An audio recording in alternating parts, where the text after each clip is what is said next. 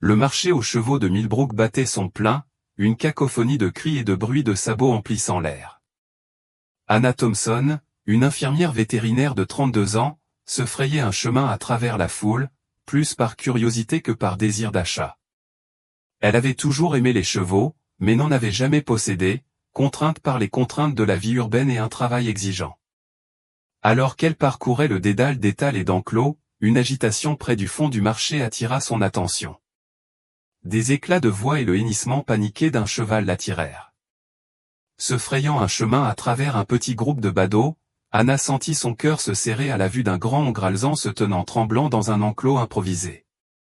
Sa robe était terne et emmêlée, ses côtes bien visibles sous sa peau, mais ce sont les yeux du cheval qui capturèrent véritablement l'attention d'Anna, grand, brun, et empli d'un mélange de peur et de résignation, témoin d'un passé difficile.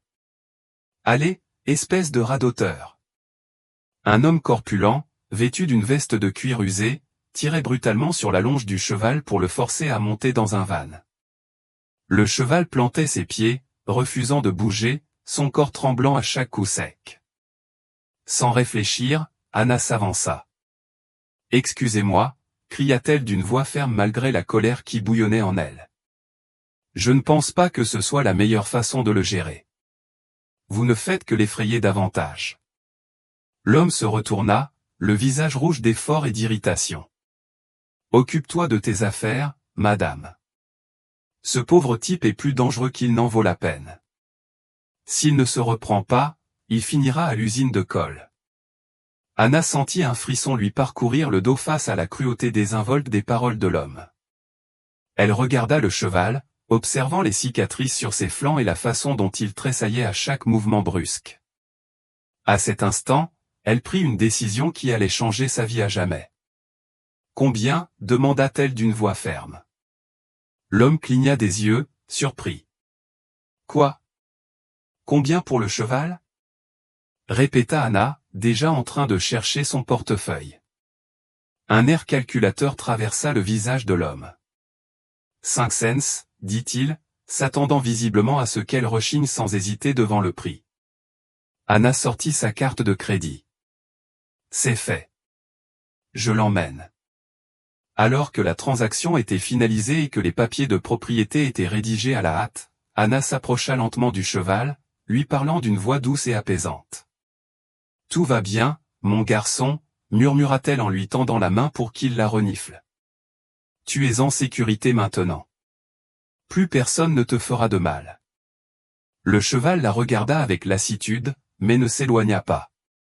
Lorsqu'elle lui caressa doucement le museau, un examen attentif révéla l'étendue de sa négligence, ses sabots étaient trop longs, sa crinière emmêlée de barbe et de vieilles cicatrices sillonnait son corps.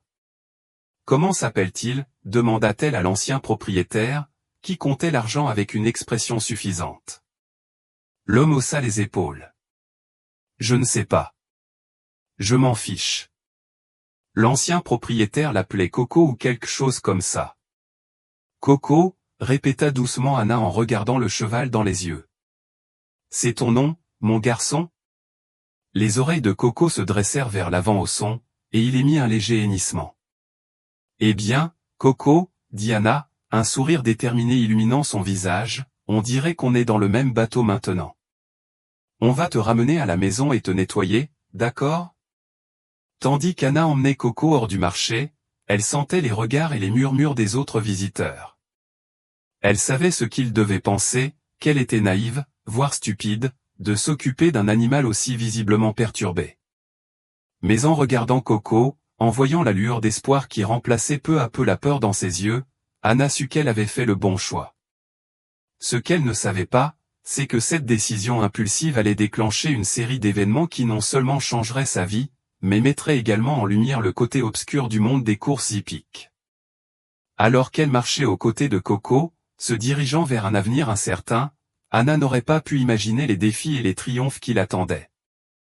Les premiers jours avec Coco furent un véritable tourbillon d'activités. Anna avait rapidement pris des dispositions pour qu'il soit placé dans une écurie locale, le temps d'élaborer un plan à long terme. La propriétaire de l'écurie, une femme au visage bienveillant nommée Martha, avait sourcillé devant l'état de Coco, mais avait accepté de le prendre en charge. Tu as du pain sur la planche, ma chérie, dit Martha en secouant la tête en parcourant les nombreux problèmes de Coco. Mais celui-ci a quelque chose de spécial. Je comprends pourquoi tu n'as pas pu le laisser derrière toi. Anna s'est investie dans la rééducation de Coco avec une passion qui l'a surprise elle-même. Elle a passé chaque instant libre à l'écurie, gagnant peu à peu sa confiance grâce à sa patience et à ses soins attentionnés. Un maréchal ferrant a été appelé pour soigner ses sabots négligés, et un vétérinaire lui a prescrit un traitement médicamenteux pour traiter ses divers problèmes de santé. Au fil des jours et des semaines, Coco commença à se transformer. Son pelage, autrefois terne et emmêlé, resplendissait de santé. Il reprit du poids, ses côtes n'étant plus douloureusement visibles. Mais surtout, la peur dans son regard s'estompa, remplacée par une confiance et une affection grandissantes pour Anna. C'est lors d'une de leurs séances de toilettage, environ un mois après le marché, qu'Anna remarqua quelque chose d'étrange.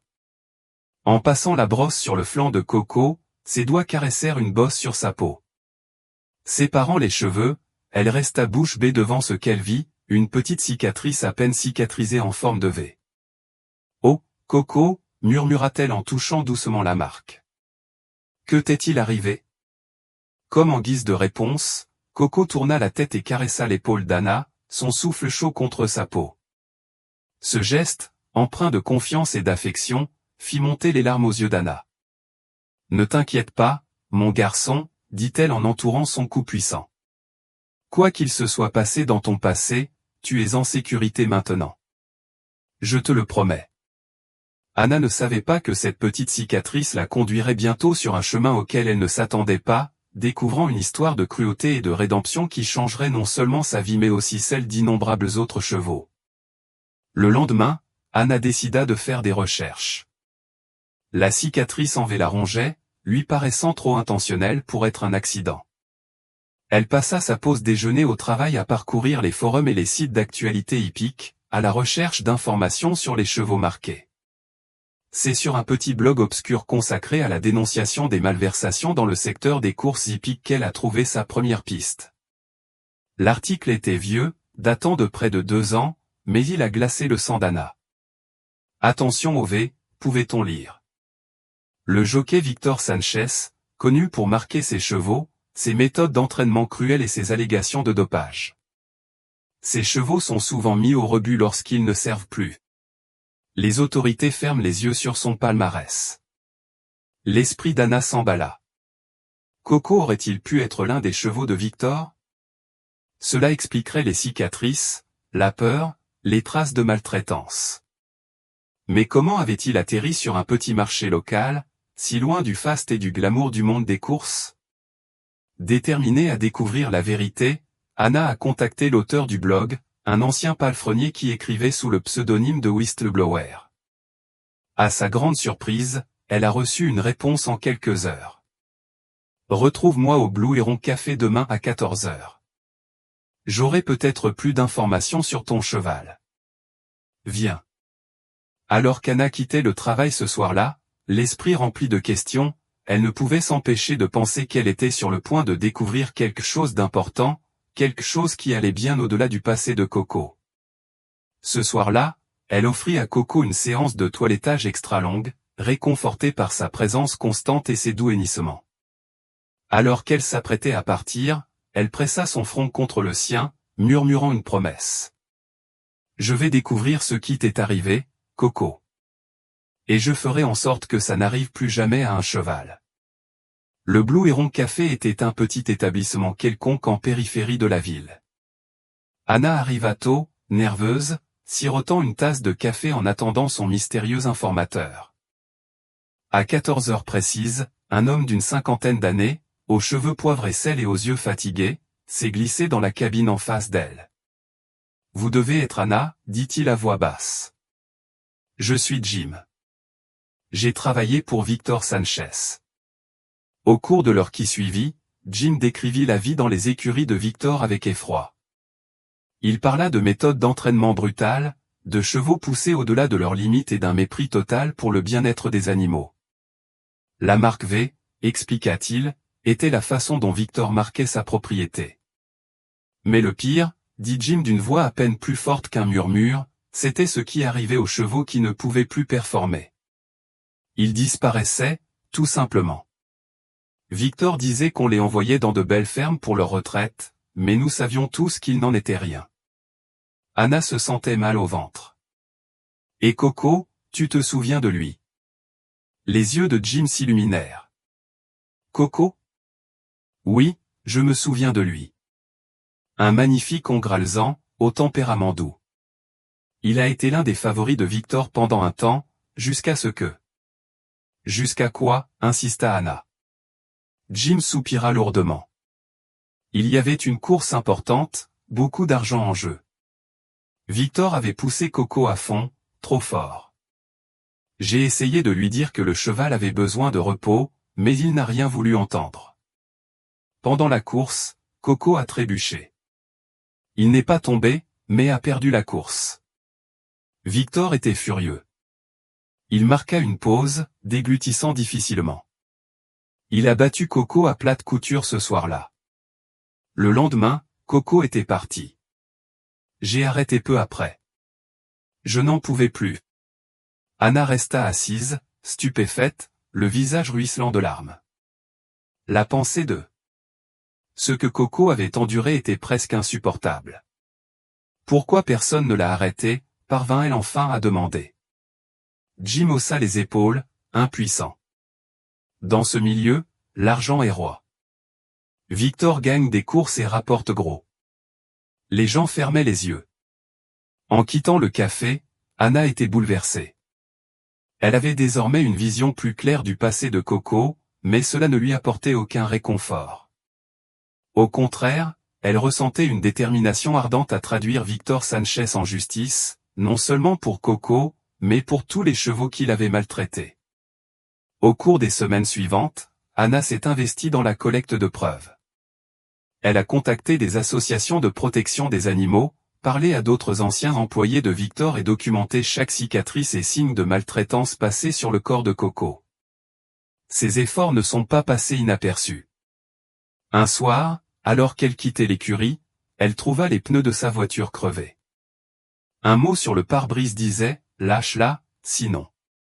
Mais au lieu de la décourager, la menace ne fit que renforcer sa détermination.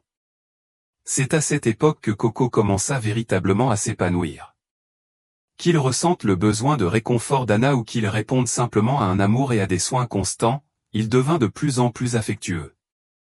Il hennissait doucement à son arrivée à l'écurie, fouillait ses poches à la recherche de friandises et restait patiemment des heures à le toiletter et à lui murmurer ses plans pour la justice.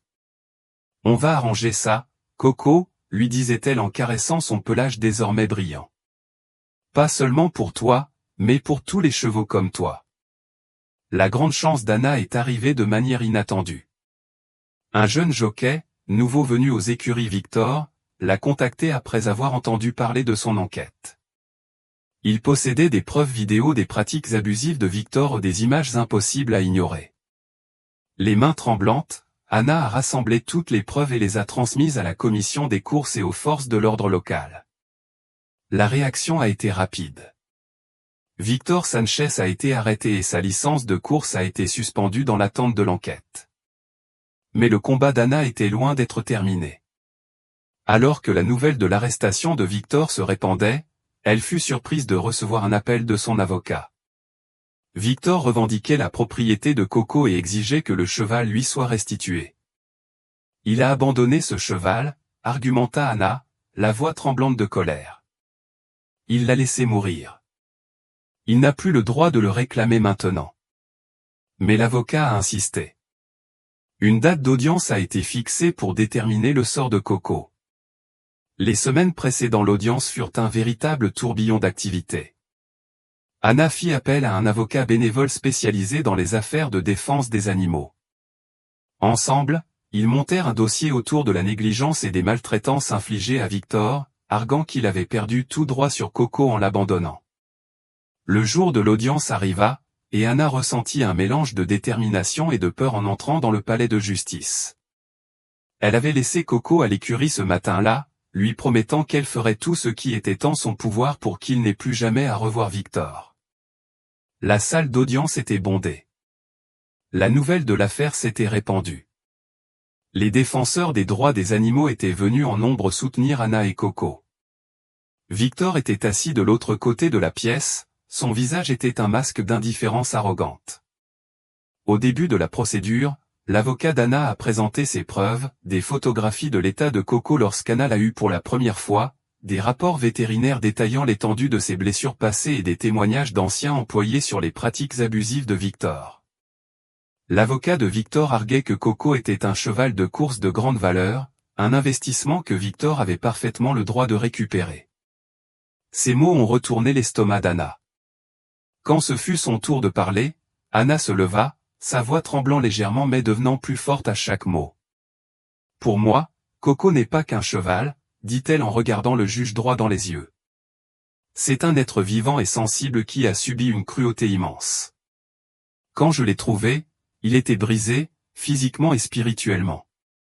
Il m'a fallu des mois de patience et d'amour pour l'aider à retrouver confiance, pour lui montrer que tous les humains ne lui feront pas de mal. » Elle s'arrêta et prit une profonde inspiration.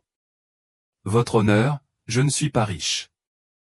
Je ne peux pas offrir à Coco une vie de luxe, mais je peux lui promettre sécurité, gentillesse et amour pour le restant de ses jours.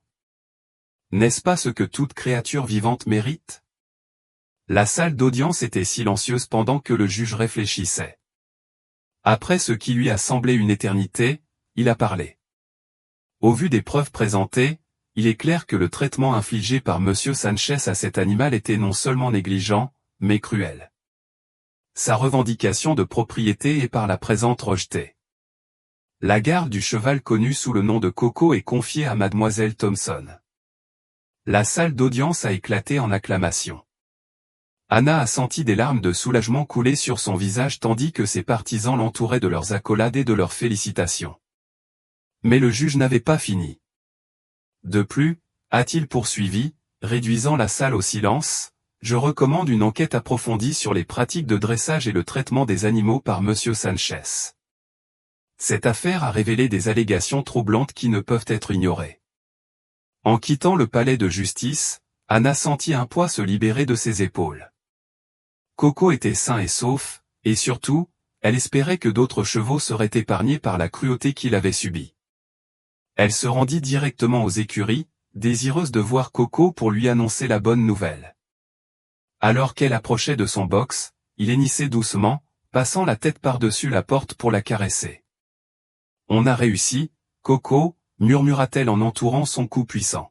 « Tu es en sécurité maintenant.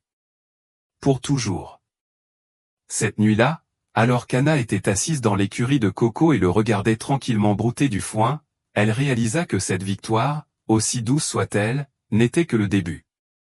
D'autres chevaux souffraient comme Coco. D'autres entraîneurs, comme Victor, privilégiaient le profit au bien-être de leurs animaux. Une idée a commencé à germer dans son esprit, un sanctuaire, peut-être, un endroit où les chevaux maltraités et négligés pourraient trouver sécurité et guérison. Ce serait une entreprise colossale, exigeant plus d'argent et de ressources que ce dont elle disposait actuellement. Mais en voyant Coco et le chemin parcouru, Anna savait que c'était un rêve qui valait la peine d'être poursuivi. « Qu'en penses-tu, mon garçon » demanda-t-elle en grattant l'endroit préféré de Coco derrière ses oreilles, prête pour une nouvelle aventure. Le doux hennissement de Coco semblait être un accord. En quittant l'écurie ce soir-là, Anna avait déjà l'esprit en ébullition. La route était longue, mais avec Coco à ses côtés, elle se sentait prête à relever tous les défis. Les mois qui ont suivi le procès ont été un véritable tourbillon d'activités. La victoire d'Anna contre Victor Sanchez a fait la une des journaux, non seulement au niveau local, mais aussi national. Elle s'est retrouvée propulsée sous les projecteurs en tant que défenseur des droits des animaux, notamment dans le monde des courses hippiques. Les dons ont commencé à affluer de la part de personnes touchées par l'histoire de Coco. Des associations de protection des animaux ont tendu la main, offrant soutien et ressources. La petite idée d'Anna pour un sanctuaire a commencé à se transformer en quelque chose de bien plus grand que ce qu'elle avait initialement imaginé. Avec l'aide de Martha, la propriétaire de l'écurie qui avait accueilli Coco en premier, Anna a commencé à chercher la propriété idéale. Ils ont trouvé le terrain idéal dans une vaste ferme de 20 hectares, juste à l'extérieur de la ville. Le terrain était à l'abandon depuis des années, la grange et les clôtures avaient besoin d'être réparées. Mais Anna a immédiatement perçu son potentiel. C'est parfait, souffla-t-elle, debout dans le champ envahi par la végétation, tandis que Coco broutait tranquillement à proximité. On peut construire quelque chose d'extraordinaire ici. Transformer cette ferme délabrée en un sanctuaire fonctionnel était un véritable défi. Anna a quitté son emploi à la clinique vétérinaire pour se consacrer à temps plein au projet. Les journées étaient consacrées à la coordination des rénovations, les nuits étaient consacrées à la rédaction de demandes de subventions et à la recherche de donateurs potentiels. Tout au long de cette période, Coco est resté son compagnon constant et sa source d'inspiration. Il semblait s'épanouir dans les grands espaces de la ferme, son esprit joueur s'exprimant pleinement lorsqu'il galopait à travers les champs. En le regardant, Anna se rappelait chaque jour pourquoi ce travail était si important. 6 mois après l'achat de la propriété, Second Chance Ranch était prêt à accueillir ses premiers résidents. La grange rénovée brillait de fraîcheur. Les stalles spacieuses étaient bordées de paille propre. Des enclos clôturés s'étendaient sur toute la propriété, offrant aux chevaux des espaces sûrs pour se promener et paître. La première nouvelle arrivée était une jument baille maigre nommée Willow, sauvée d'un propriétaire négligent. Tandis qu'Anna la conduisait dans la grange, Coco l'observait avec curiosité depuis son box. À la surprise et au plaisir d'Anna, il hennissait doucement, comme pour souhaiter la bienvenue à Willow dans sa nouvelle maison. Au cours de l'année suivante, d'autres chevaux sont arrivés, chacun avec sa propre histoire de négligence ou de maltraitance, chacun ayant besoin de la patience et des soins qu'Anna et son équipe grandissante de bénévoles pouvaient fournir. Il y avait Thunder, un ancien cheval de course avec un tendon arqué, abandonné lorsqu'il ne pouvait plus courir, Daisy, un gentil poney qui avait été gardé dans un enclos trop petit pendant des années, et Ghost, un étalon blanc tellement traumatisé par les abus passés qu'il évitait tout contact humain. Anna s'est jetée à corps perdu dans le travail, trouvant une profonde satisfaction dans les défis quotidiens et les petites victoires, la première fois que Thunder a galopé à travers le champ sans boiter, le jour où Daisy s'est enfin autorisée à se rouler dans l'herbe, libérée de son confinement, le moment où Ghost a timidement tendu le nez pour prendre une friandise de la main d'Anna. Mais c'était Coco qui continuait d'être le cœur du sanctuaire. Il semblait avoir une capacité particulière à se connecter aux chevaux les plus traumatisés, sa présence calme apaisant leurs craintes. Anna le trouvait souvent debout près de la clôture du paddock des nouveaux arrivants, comme s'il surveillait les résidents les plus récents et les plus vulnérables. À mesure que la réputation du sanctuaire grandissait, Anna se vit de plus en plus sollicitée comme experte en sauvetage et réhabilitation équine. Elle témoigna lors d'audiences législatives pour plaider en faveur de lois plus strictes sur le bien-être animal dans le secteur des courses hippiques. Elle donna des interviews pour raconter l'histoire de Coco et sensibiliser le public aux maltraitances et à la négligence envers les chevaux.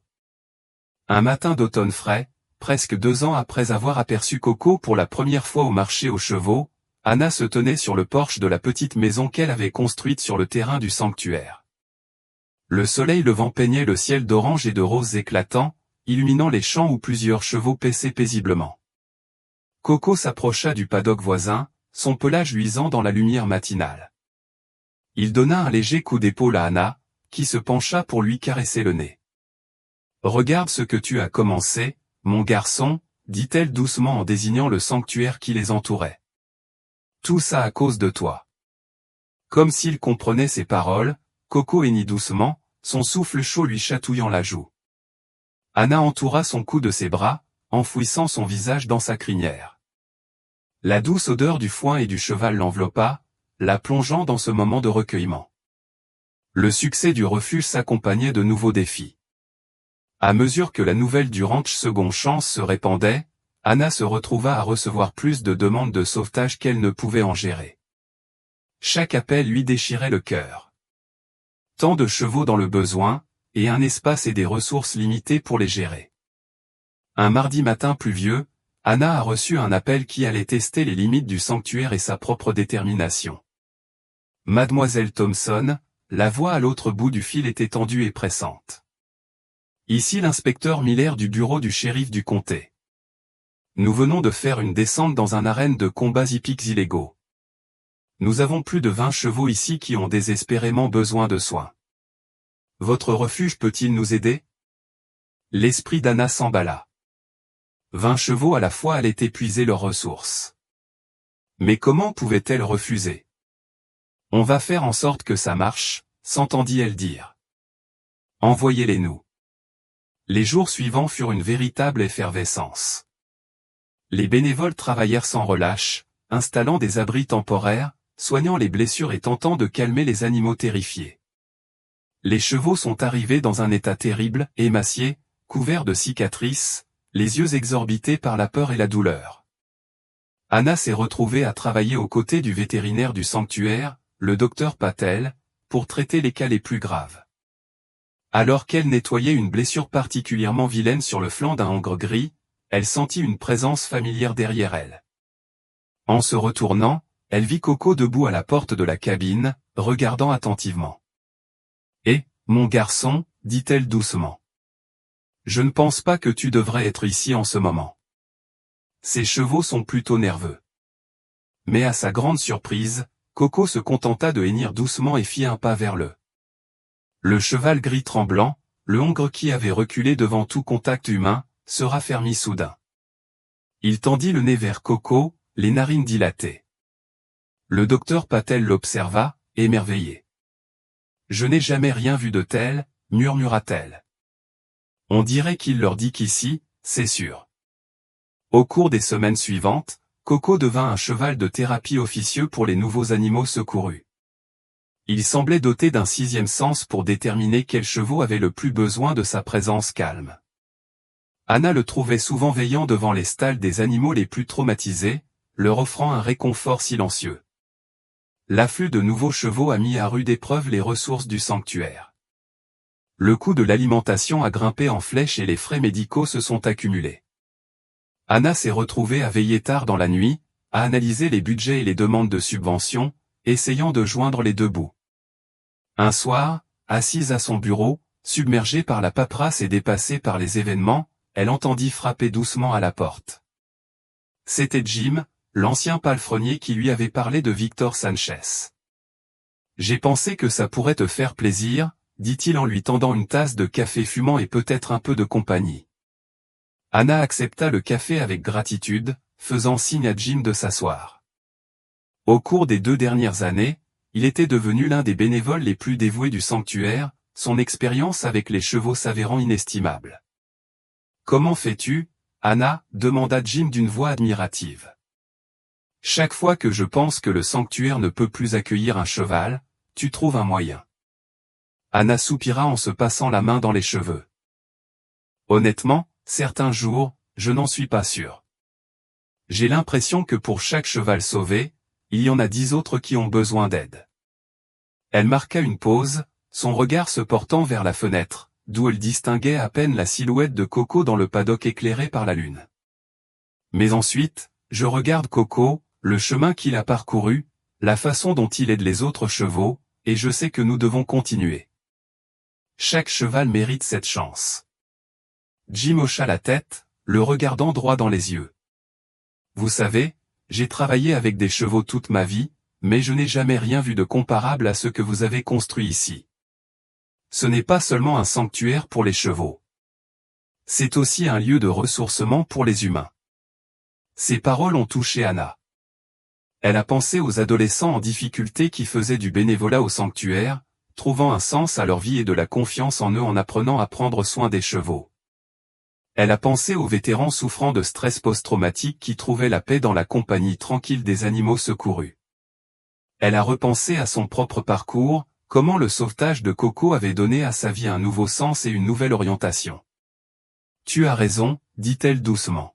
« C'est devenu bien plus que ce que j'avais imaginé. » Comme prévu, un hennissement retentit dans la grange, suivi de hennissements. Anna et Jim échangèrent un regard avant de se précipiter dehors. Dans l'écurie, ils trouvèrent Coco debout devant le box de Midnight, l'un des chevaux les plus traumatisés du sauvetage du ring de combat. Midnight, qui avait jusque-là évité tout contact, tendait le museau vers Coco, leurs fronts se touchant presque. Tu veux bien regarder ça, murmura Jim, la voix admirative. Anna sentit les larmes lui monter aux yeux.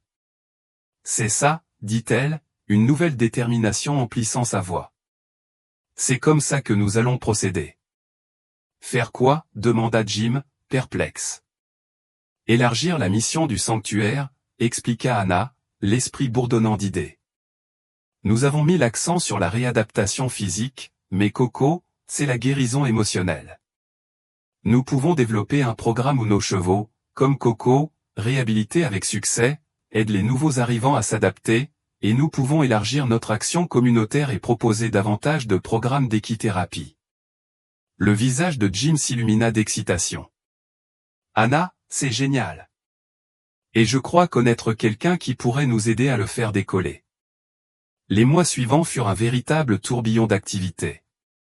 Jim trouva un psychologue à la retraite qui avait travaillé sur des programmes de thérapie assistée par les chevaux.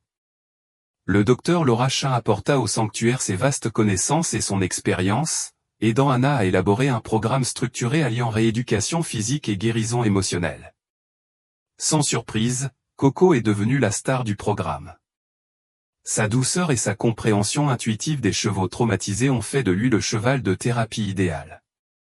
Anna l'a observé avec fierté aider les chevaux les uns après les autres à surmonter leur peur et à retrouver confiance.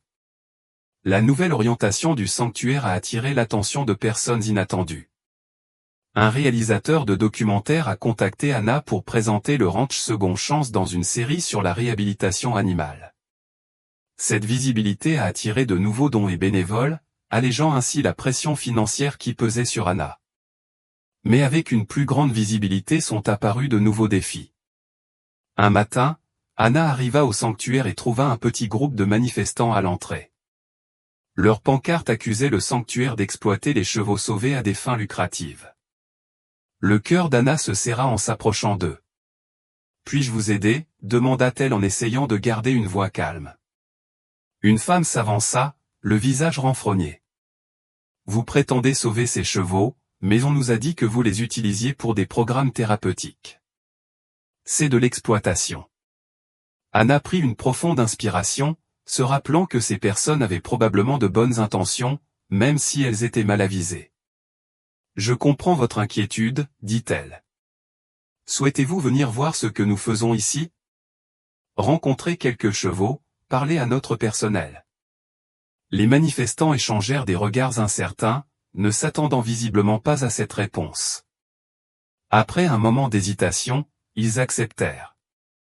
Anna a passé les heures suivantes à guider le groupe à travers le sanctuaire, expliquant leur processus de réadaptation et le caractère volontaire de leur programme thérapeutique. Elle leur a présenté des chevaux comme Midnight, autrefois trop traumatisés pour approcher les humains, acceptant désormais calmement les friandises des visiteurs. La visite s'est achevée au paddock de Coco. Comme s'il prenait conscience de l'importance du moment, Coco s'est approché de la clôture, les oreilles dressées avec curiosité. « Voici Coco », dit Anna d'une voix pleine d'affection. « Il a été notre premier refuge, et maintenant il aide d'autres chevaux à surmonter leur peur. Tout ce que nous faisons ici vise à donner à ces animaux une seconde chance de vivre une vie heureuse. » Sous le regard des manifestants, Coco caressa doucement la main d'Anna. Leur hostilité s'évanouit visiblement. La femme qui avait interpellé Anna plus tôt s'avança, les larmes aux yeux. « Je suis désolée, » dit-elle doucement. « On n'avait aucune idée de ce que vous faisiez ici. C'est incroyable. » À la fin de la journée, les manifestants s'étaient transformés en sympathisants, plusieurs s'étant même inscrits comme bénévoles. Ce soir-là, assise sur le porche de sa petite maison, Anna contemplait le coucher de soleil sur les champs et repensait aux événements de la journée. Coco broutait à proximité, levant parfois la tête pour la surveiller, comme s'il percevait son humeur contemplative. « Tu sais, Coco, dit-elle doucement, je pense que nous faisons vraiment une différence ici. » Coco hennit doucement en réponse, ce qui fit sourire Anna. Elle s'apprêtait à rentrer lorsque son téléphone sonna. L'appelant indiquait qu'il s'agissait de l'inspecteur Miller, l'agent qui l'avait contacté au sujet du sauvetage du ring de combat de chevaux. « Mademoiselle Thompson », la voix bourrue de Miller résonna dans le haut-parleur. J'espère que je n'appelle pas trop tard. Pas du tout, inspecteur, répondit Anna, la curiosité piquée au vif. Que puis-je faire pour vous? Il y eut un silence avant que Miller ne poursuive. J'ai des nouvelles de Victor Sanchez. Anna sentit son rythme cardiaque s'accélérer à la mention de l'ancien agresseur de Coco. Et lui? Il est en train d'être libéré, dit Miller d'un ton désolé. Bon comportement et surpopulation. Il sortira d'ici la fin de la semaine. L'esprit d'Anna s'emballa en pensant aux implications. Victor avait proféré des menaces lors de son procès, jurant de se venger de ceux qui l'avaient ruiné. Y a-t-il une raison de s'inquiéter, demanda-t-elle en essayant de garder une voix calme. Officiellement, non, répondit Miller, mais en privé, restez vigilant. Sanchez a mal vécu sa chute, et il a eu beaucoup de temps pour ruminer. Après avoir remercié le détective pour son avertissement, Anna raccrocha, son contentement précédent remplacé par une inquiétude tenace. Elle regarda Coco brouter paisiblement dans la lumière déclinante et sentit une féroce protection l'envahir. « Ne t'inquiète pas, mon garçon, murmura-t-elle. Je ne laisserai rien t'arriver, ni à toi ni au sanctuaire. » Au cours des jours suivants, Anna s'est investie dans le renforcement de la sécurité au ranch Second Chance. Elle a installé de nouvelles serrures, des caméras de sécurité et a demandé à tout le personnel et aux bénévoles de redoubler de vigilance. Pourtant, malgré ces précautions, elle ne parvenait pas à se débarrasser du sentiment de malaise qui l'envahissait. Une semaine après la libération de Victor, Anna fut réveillée au milieu de la nuit par des hennissements frénétiques. Elle se précipita dehors et trouva les chevaux agités, courant dans tous les sens dans leurs enclos. En approchant de la grange, elle comprit pourquoi. Les portes principales étaient grandes ouvertes, battant dans la brise nocturne. Le cœur battant, Anna se précipita à l'intérieur, allumant les lumières au passage. La plupart des stalles étaient intactes, mais lorsqu'elle atteignit celle de Coco, son sang se glaça. La porte était ouverte et Coco avait disparu. « Non, non, non » murmura Anna, la panique lui montant à la gorge. Elle s'apprêtait à se précipiter dehors lorsqu'elle entendit un léger hennissement au fond de la grange. Là, dans la dernière stalle, se tenait Coco. Il était positionné de manière protectrice devant un groupe de chevaux les plus vulnérables du sanctuaire, qui avaient apparemment été libérés de leur stalle. En approchant, Anna comprit pourquoi. Recroquevillée dans un coin, prisonnière de la carrure de Coco, se tenait une silhouette qu'elle ne connaissait que trop bien, Victor Sanchez. Il la fusilla du regard, le visage empreint de fureur et de peur. « Rappelle ta bête, grogna-t-il. Anna ressentit une vague d'émotion, du soulagement de retrouver Coco en sécurité, de la colère face à l'intrusion de Victor et un surprenant sentiment de fierté face aux actions de Coco. « Ce n'est pas une bête, dit-elle calmement. C'est un protecteur. Quelque chose que tu ne comprendrais jamais. » En appelant la police, Anna s'émerveillait de la tournure des événements. Coco, autrefois victime de la cruauté de Victor, avait non seulement surmonté son traumatisme passé, mais était aussi devenu le gardien d'autres chevaux vulnérables. Lorsque la police est arrivée pour arrêter Victor, la nouvelle s'était répandue parmi les bénévoles. Ils se sont rassemblés devant la grange, murmurant avec stupeur tandis que l'histoire se répandait. Coco, apparemment inconscient de son statut de héros, retourna calmement à son stand, acceptant une pomme d'Anna comme si c'était juste une autre nuit ordinaire. Dans les jours qui ont suivi l'arrestation de Victor, le sanctuaire a connu une effervescence intense. La nouvelle du courage de Coco s'est rapidement répandue, attirant l'attention des médias et un flot de nouveaux sympathisants. Anna a dû jongler entre les entretiens, les propositions de dons et l'afflux de candidatures de bénévoles. Mais au milieu de ce chaos, elle n'a jamais perdu de vue l'essentiel, le bien-être des chevaux dont elle s'occupe, et en particulier de Coco. Un soir tranquille, environ une semaine après l'incident, Anna était assise dans la stalle de Coco et brossait son pelage comme elle l'avait fait maintes fois auparavant. Les coups de brosse rythmés et le soupir de satisfaction de Coco créaient une atmosphère paisible qui laissait son esprit vagabonder. « Tu sais, Coco, dit-elle doucement, j'ai beaucoup réfléchi au chemin parcouru, à la façon dont ce jour au marché a tout changé. Coco tourna la tête, ses yeux intelligents semblant l'encourager à continuer. Quand je t'ai vu pour la première fois, je voulais juste aider un cheval, continua Anna, la voix chargée d'émotion. Je n'aurais jamais imaginé qu'on finirait ici, avec un sanctuaire entier aidant autant d'animaux et de personnes. Elle s'arrêta, se souvenant du cheval effrayé et marqué qu'était Coco et s'émerveillant de l'animal fort et confiant qu'il était devenu. Tu n'as pas seulement surmonté ton passé, mon garçon. Tu as aussi aidé d'autres personnes à surmonter le leur. Tu es devenu un symbole d'espoir pour tant de personnes. Comme s'il comprenait ses paroles, Coco caressa doucement la joue d'Anna, son souffle chaud contre sa peau. Anna enroula ses bras autour de son cou, enfouissant son visage dans sa crinière. Merci, murmura-t-elle, pour tout. Le lendemain matin, Anna a convoqué une réunion avec son équipe et ses principaux bénévoles. Réunie dans le petit bureau, elle a pris une grande inspiration, prête à partager l'idée qui lui trottait dans la tête. Je pense qu'il est temps que nous élargissions notre mission, a-t-elle commencé. L'histoire de Coco et ce qu'il est devenu m'ont montré que nous avons l'opportunité de faire encore plus ici. Elle a présenté son projet de créer un programme spécialisé visant à associer des chevaux réhabilités comme Coco à des animaux et des personnes traumatisées. Ce programme combinerait thérapie équine et éducation au bien-être animal et au sauvetage. Nous l'appellerons le programme « Les champions de Coco », expliqua Anna, les yeux brillants d'enthousiasme. Il honorera le parcours de Coco et incitera les autres à voir le potentiel de chaque animal, quel que soit son passé. La réaction a été extrêmement positive. Les idées ont commencé à fuser, partenariats avec des écoles et des associations d'anciens combattants, ateliers sur les soins et le sauvetage des animaux, et même la possibilité d'écrire un livre pour enfants sur l'histoire de Coco. À la fin de la réunion, Jim s'approcha d'Anna, un sourire fier aux lèvres. « Tu as créé quelque chose de vraiment spécial, Anna, dit-il. Coco a peut-être été le catalyseur, mais c'est ton cœur et ta vision qui ont rendu tout cela possible. » Anna sentit une boule se former dans sa gorge aux paroles de Jim.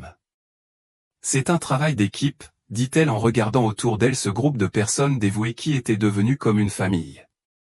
Chaque personne ici, chaque cheval que nous avons sauvé, ils font tous partie de ce voyage. » Au cours de l'année suivante, le ranch Second Chance a connu une nouvelle transformation. Le programme Coco S Champion a connu un succès retentissant, attirant des visiteurs et des participants de tout le pays. Coco, alors au sommet de sa forme, a continué à jouer un rôle central. Sa douceur et sa compréhension intuitive des traumatismes ont fait de lui l'ambassadeur idéal de la mission du sanctuaire. Pour le 5e anniversaire du sauvetage de Coco, Anna a organisé une célébration spéciale au sanctuaire. Des sympathisants, des bénévoles et de nombreuses personnes et animaux aidés par Second Chance Ranch se sont réunis pour commémorer l'événement.